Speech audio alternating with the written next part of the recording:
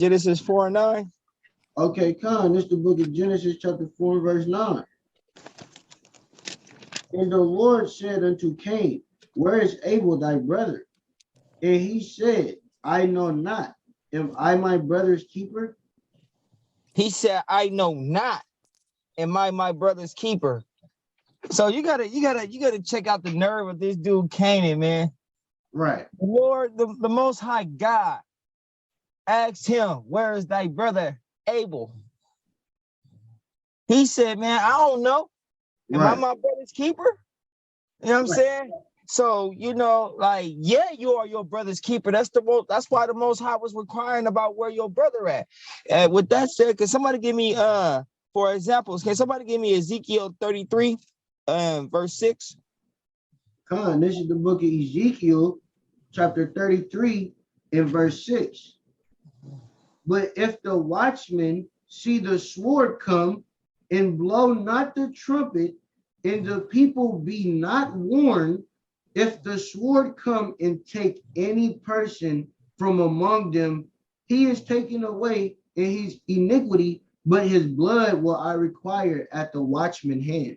See, so he gonna require his blood at the watchman's hand. So it's like you see your brother, and you know he's doing something that's offended to God or something that's against the law or something that he's not supposed to be doing, and you don't utter it and you don't tell your brother his fault, you're not being your brother's keeper. You're not showing your brother that you love him. That's why the Most High said his blood's going to be on your hand. You know what I'm saying? Because you didn't warn your brother that he's in the midst of sin when you know better. Right. Because you're the watchman. Come, bring it out, brother.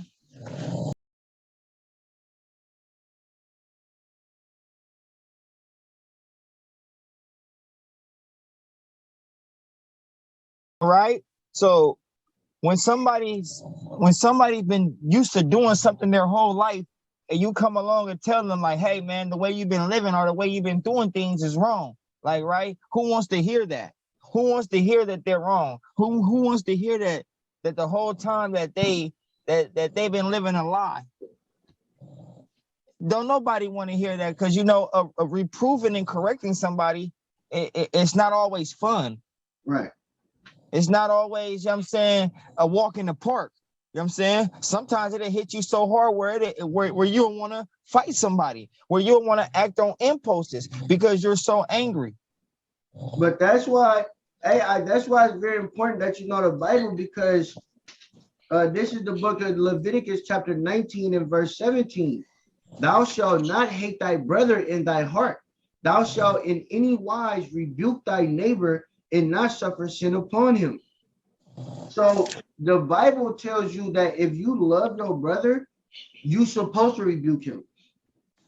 So you're not supposed to, you're supposed to know like, oh, okay, I'm wrong, I'm going off. I'm doing something I'm supposed to be doing. My brother loved me, so he telling me was right.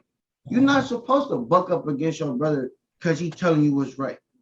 Yay. But if any man be ignorant, let him be ignorant. If you want to be like stupidity, it's a choice nowadays. Like, this truth is widespread all over the internet. You know what I'm saying? These brothers out here putting these work in on the highways and the byways. That's why in the scriptures say, you know what I'm saying? And this gospel should be preached through the world, and then the end shall come. Right, let's get that. This is the book of Matthew. Right, let me get that real quick. This is the book of Matthew, chapter 24, in verse number Matthew 24 and 14. This gospel of the kingdom shall be preached in all the world for a witness unto all nations, and then shall the end come.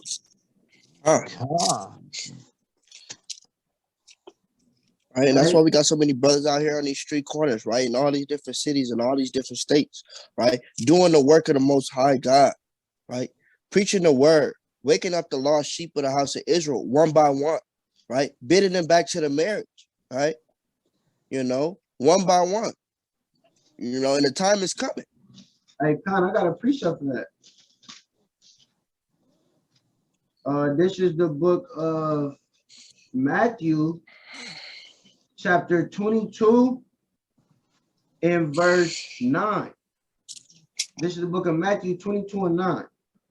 Go ye therefore into the highways, and as many as ye find, bid them to the marriage. God. Right. And that's what brothers, you know, the Lord is putting the spirit on brothers, that exact spirit on brothers to do that, to bid the lost sheep back to the marriage, to bring his people back to the covenant of the Most High God, right? That he had with our forefathers, right? You know, that's why it's time. That's why I said in 1 Corinthians, when I brought out the precept of 1 Corinthians 14, how 1 Corinthians 14 and 37, and it reads, if any man think himself to be a prophet or spiritual, let him acknowledge that the things that I write unto you are the commandments. So if you think yourself to be a prophet or a spirit or spiritual man, first thing you have to acknowledge is the commandments of God. Hey, I got a precept for that. Isaiah, bring it out. This is the book of Isaiah, chapter 8, and verse 20. To the law and to the testimony, if they speak not according to this word, it is because there is no light in them. This is the book of Matthew, chapter 15 and verse 8. This people draw nigh unto me with their mouth and honor me with their lips, but their heart is far from me. And that go back into what my brethren was just saying about, you know, you gotta, the commandments is an action. It's a call to action. Okay, that's why it says in the book of James, real quick, let me get this James. That's why James said, you know, faith without works is dead. You know, this is the book of James, chapter 2, in verse 18. Yeah, a man may say, thou hast faith, and I have works. Show me thy faith without thy works, and I will show thee my faith by my works.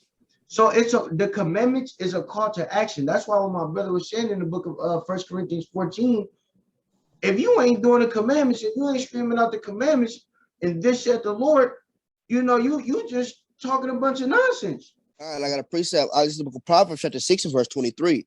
For the commandment is a lamp, and the law is the light. So that light, you don't have the law in you, brother. You don't have no light in you because you don't follow what? You don't follow what? The law. Right. That's right. I got a precept for that too. The book of Psalms 119 in verse 104. Thy precepts I get understanding. Therefore I hate every false way. Every false way. So doing the commandments is righteous, man. Doing the book of Proverbs chapter 1 and verse 33. But whoso hearken unto me shall dwell safely and shall be quiet from fear of me. So when you keep the commandments, you do what's pleasing to God, you don't have to worry about not one thing. Okay. Well, bring out Isaiah 30. Bring out your precept there, brother Nation, bro. You're gonna bring out yours, brother. This is the book of Isaiah, chapter 33 and verse 6. In wisdom and knowledge shall be the stability of thy times. In strength of salvation, the fear of the Lord is his treasure. So it's very important that you do the commandments and you fear the Most High, because that's what's going to really keep you afloat. That's what's going to help you make it through this thing, man. Okay? Shalom. Khan, go ahead, King. Khan. This is the book of Psalms, chapter 91 and verse 2. I will say of the Lord, he is my refuge and my fortress, my God, in him I will trust. Surely he shall deliver thee from the snare of the fowler and from the noisome pestilence. Right? Because he's going to be that shield and that buckler, right? What did he say? He said, my truth shall be thy shield and thy buckler in these perilous times, bro. That's right. That's right.